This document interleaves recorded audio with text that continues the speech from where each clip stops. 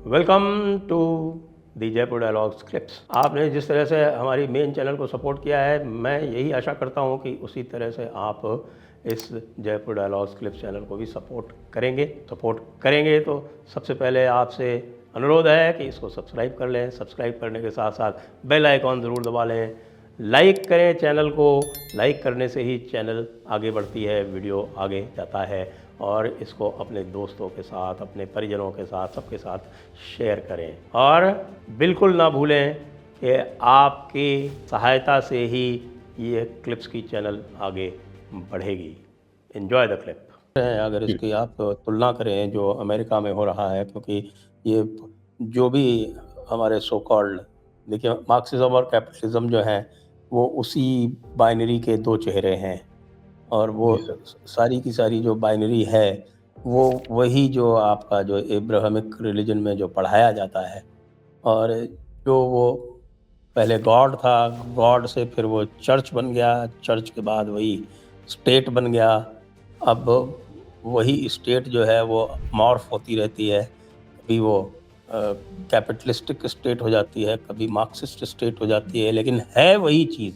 और उसमें जो है वो, उसमें जो गॉड का रोल है आपकी रोज़ाना की ज़िंदगी में, वही स्टेट का रोल आप देख रहे हैं यूएस में यही कर रहे हैं। उन्होंने फैमिली को डिस्ट्रॉय कर दिया, उन्होंने कम्युनिटी को डिस्ट्रॉय कर दिया। और वो ये चाहते हैं कि जो इंडिविजुअल है वो उनका स्लेव बनकर रहे।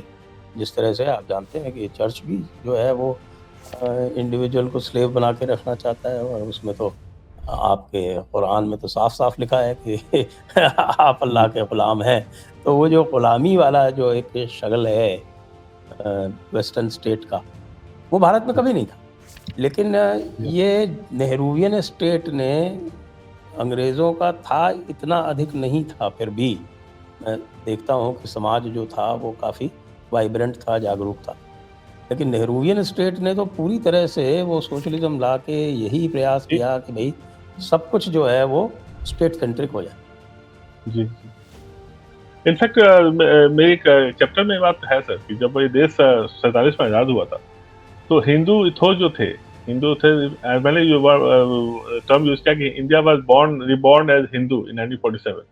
ये तो बाद में जब पटेल की मौत होती है 50s में, और धीरे धीरे करके जिस तरह से पुरुषोत्तम दास टंडन और लोगों को नेहरू ने बैकरूप कांग्रेस से बाहर किया, तब उन्होंने जाके कंप्लीटली इसको बाय मिड 50s उन्हें कंट्रोल किया। इनफैक्ट आप उनका अनडेमोक्रेटिक नेचर यहाँ भी देखेंगे कि हमेशा वो ही टॉक्ड अबाउट कि वन पार्टी वन पोस्ट। लेकिन जब टंडन जी को हटाया गया प्रेसिडेंटशिप से कांग्रेस के, तो फिर वो पार्टी प्रेसिडेंट भी बन गए और वो prime minister of the country भी थे। और तब तक थे जब तक कि उनके लगा कि कंट्रोल उनके हाथ में ना हो मिड 50s तक। और जैसे कंट्रोल में आ गया, again he went back to the greatness, one party one post ही होना चाहिए। तो बड़ा ये नहीं, इसको हिंदी में दोगलापन बोलते हैं। या फिर उनकी बेटी प्रेसिडेंट होनी चाहिए। या जी जी। तो ये तो सर बाद में हुआ। और 60s के बाद क्या हुआ कि हमारा इतिहास भी जो हमारे लेफ्टिस्ट जो गैंग थे वो बहुत सक्रिय हो गया और उन्होंने कंप्लीट कैप्चर कर लिया हमारे इंस्टीट्यूशंस को। नूरुल हसन जी के उसमें और इंदिरा गांधी के शासनकाल में हुआ। इनफैक्ट मुझे याद है मैंने इसका वर्णन भी अपने पुस्तक में किया है कि एक बहुत अच्छी पुस्तक आई थी सर राज थापर की, ऑल दीज इयर्स। बहुत ही आई ओपनिंग बुक है, बिकॉज राज थापर और उनके हस्बैंड रमेश थापर थे, ये जो इंदिरा गांधी की किचन कैबिनेट थी उसके बहुत ही इम्पोर्टेंट मेंबर हुआ करते थे। तो इसलिए राज थापर ने बहुत ही एक्सपोजे काइंड ऑफ किया, बहुत ही इंटरनल डिटेल दिया जो कि बहुत हार्मफुल था। तो वो बुक अवेलेबल नहीं है, बट लाइब्रेरी में मिल जाएगी। तो उस बुक पे एक प्रसंग आता है। नहीं सर, अभी नहीं मिले। इनफैक्ट है तो वो थोड़ी महंगी है, 5-6,000 जैसे हो रही है। वो एक दो कॉपीज है बची हुई, तो वो लोग या वो क्योंकि एक दो कॉपी है, आउट ऑफ स्टॉक है राइट नाउ जी। तो मुझे एक संभव मैंने फोटोकॉपी करा के आई गॉट दैट बुक। तो it's a very wonderful book sir. तो उसमें बहुत सारे प्रसंग हैं जिसमें उन्होंने जो लेफ्टिस्ट कबाल के जो डबल स्टैंडर्ड्स है उन्होंने एक्सपोज किया है, कि Harshal was part of it. एक प्रसंग का मैंने भी मेंशन किया है कि उसमें जो रमेश थापर हैं, जो राज थापर के हस्बैंड हैं, वो पूछते हैं, वो जो इंदिरा गांधी के ये थे, मतलब टॉप मोस्ट एडवाइजर थे मुझसे पूछते कि अरे आपने इस बंदे को वहाँ का गवर्नर एम्बेसडर बना दिया, ये तो बेवकूफ़ है। लिटरली यही यही इनका लैंग्वेज है, ये तो बहुत बड़ा बेवकूफ़ है। तो वो भाई साहब हँसते हैं, बोलते हैं हाँ बट वो कम्युनिस्ट भी है। सो जब पैरामीटर ये था 70s में कि आप you have to be part of that gang और आप कैन क्वालिफाई, और वो ओपनली बोलते हैं, ये प्रसंग है ऑल दीज इयर्स में।